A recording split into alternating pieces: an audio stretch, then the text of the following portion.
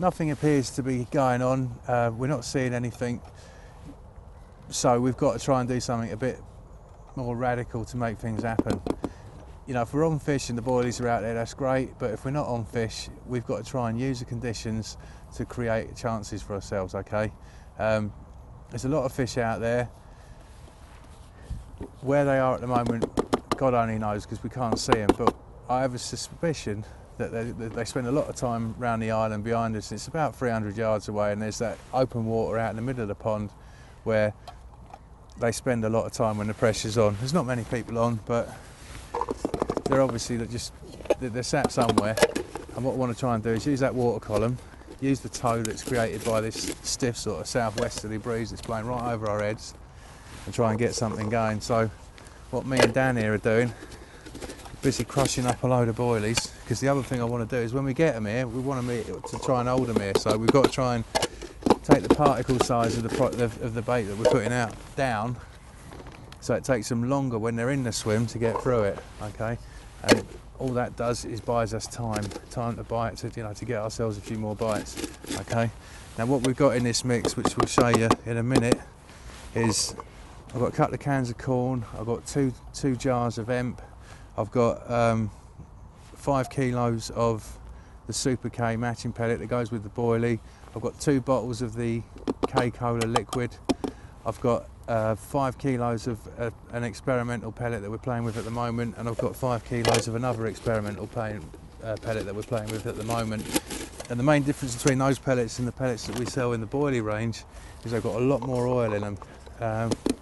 So that should slick up, help draw the scent of all this bait that we've got in here up through the water column and drift, and hopefully it'll drift to wherever they are, which may be on the end of the wind for all we know, although I'm told this place fishes better off the back of the wind. But we've got to try and make something happen, and this is how we're going to go about it. So we're busy now bashing up a load of gear. We'll whiz it all up together in a minute so it's blended right the way through, and I'll show you that. But the next job is to get it out there, which is another matter altogether. So I'm going to have a bit of spodding to do today, but hey ho, it's got to be done. Luckily 90 metres ain't too far, and it ain't going to take us too long. Water in there, okay, and the idea is to thoroughly mix it up. So you bring all the particles together, thoroughly blend them.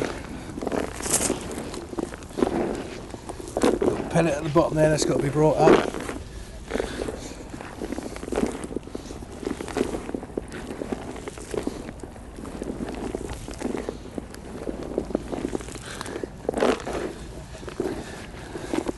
This is a feast fit for 1,000 carp, and hopefully it's a draw them in from wherever they are out there in the abyss. But it's really important to remember that when you're fishing any water's a 3D environment, okay? And part of watercraft is knowing how to exploit that. We've got a real big blow on here, it's blowing away from us. We've not seen anything inside of the marks we're fishing to, so I've got to assume they're somewhere else beyond where we're fishing, okay? So that's the whole point of this. The oil in these pellets have been dampened down a bit. As that's released, it's going to draw everything else up with it and drift to wherever they are. And I'm telling you now, the gear that I've got in here is irresistible. So if this don't work, and get them in and get them feeding, I'll be running very short on ideas.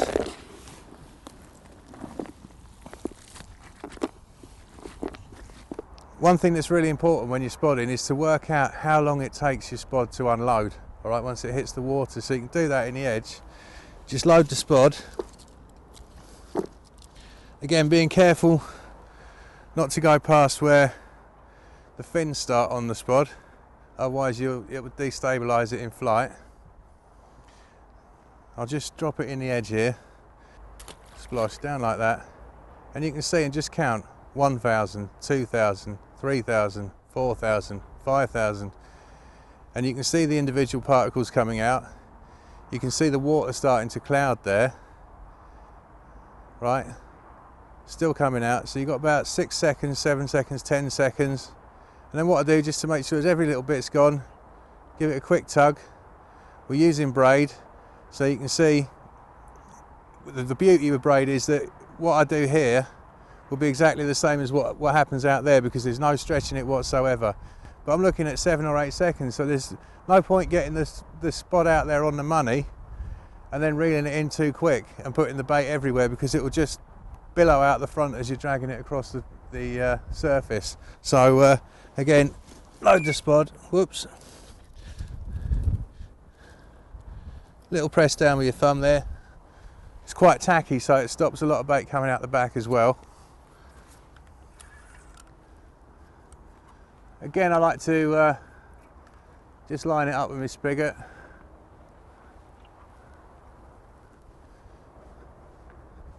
Tee up your shot. Again, we're aiming to the left because the wind at the moment is blowing left to right. Touch the deck, let go at 45 degrees, let it hit the clip and lower it down. And the other thing to remember is, as you lower it down, it's not hitting the water with any great sort of velocity, so it's not making a lot of disturbance, just a little splash, and this bait comes raining down. And on some waters, that in itself is going to attract fish to the area. But the other thing to remember is that this is a mucky job, okay? So I've got my special Paddy's spotting cap here that I use. I don't mind getting a splash of spot all over it.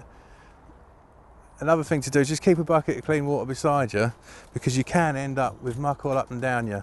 But I just keep this bucket here, keep my hand clean, and that stops you getting sprayed with spod mix as you're reeling in. The only thing is, sometimes these things can be a little bit difficult depending on the wind direction to get to aquaplane across the top. But again, that's just tough. It comes with the territory. A little bit of extra graft, but the rewards are there.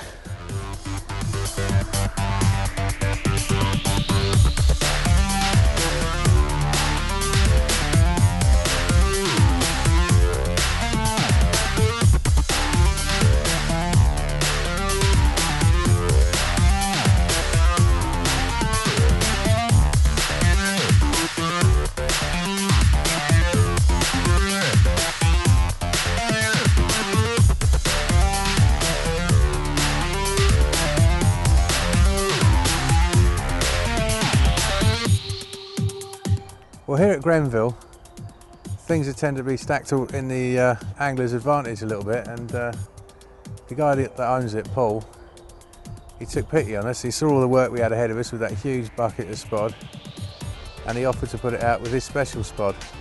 And this is something you've got to see for yourselves, because it's got to be the easiest weighted spod I've ever seen. Line of bait between the two marks. I don't think you can see that water, that cloud that's coming up now, and that oil slick. It's exactly what we're after.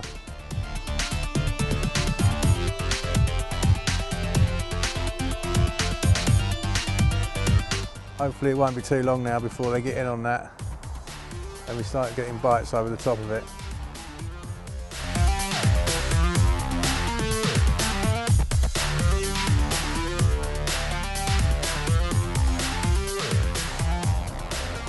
So as we've already shown you this afternoon, we've had a change of tactics with our baiting strategy, and with that we also need a change of presentation to cope with the way they're going to be feeding differently now, because we put a load of different particle sized baits out there. So we've got everything from an 18mm boilie down to a 4mm Super K pellet, and some hemp and corn, and some other 6mm pellets and 12mm pellets. There's a massive variation of different feed particles down there.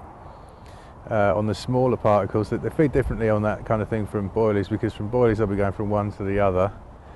Sometimes on a presentation like the one we're using now, or a baiting situation like the one we're using now, they'll almost sort of pull themselves along the bottom with their lips. So you've got to kind of, a pop-up might well get ignored or treated with suspicion, or both.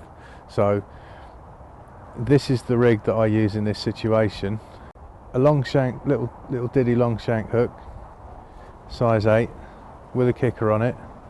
That's just mega efficient when we're using a bottom bait here, which is critically balanced with this little yellow topper, and you position this bit of shrink tubing on the bend, and with the kicker, that is just mega efficient at whipping round and hooking them in the floor of the mouth. Okay, when the carp goes to move away, bang, that hooks straight in. It sits up and begs. It just, that end really wants to grab hold of a carp. It really wants to catch carp, you know. So that's important, because you know, you want to have the rig as efficient as possible. I had a hook point break last night, and the metal in those particular hooks is very hard. Okay, and if something like that happens, if a hook opens out on you, or the point breaks off or whatever, it's not normally a defect in the hook. It's because the hook hasn't found a secure hold inside of the mouth, and that's because the rig wasn't long enough. Now I tend to, as a standard, go for 8.5 inches, but on that occasion obviously that hadn't gone in far enough, so I'm lengthening it slightly to 9 inches, which is another centimetre inside the mouth, and that's enough to find a secure hook hold. I'm using a fairly supple coated braid. This particular one is Christ and Mantis. It's the right colour for this environment. On the bottom it's got flecks of black in it, it's quite hard to see, and again it'll behave very naturally for a coated braid. You don't really have the stiffer type materials in this kind of situation. And to make absolutely sure that that's lying flat on the lake bed, we've added a couple of blobs of the new ESP sticky putty. Okay, little dinky ESP tail rubber, and rather than tie a knot, I've used a crimp, okay, which is much neater.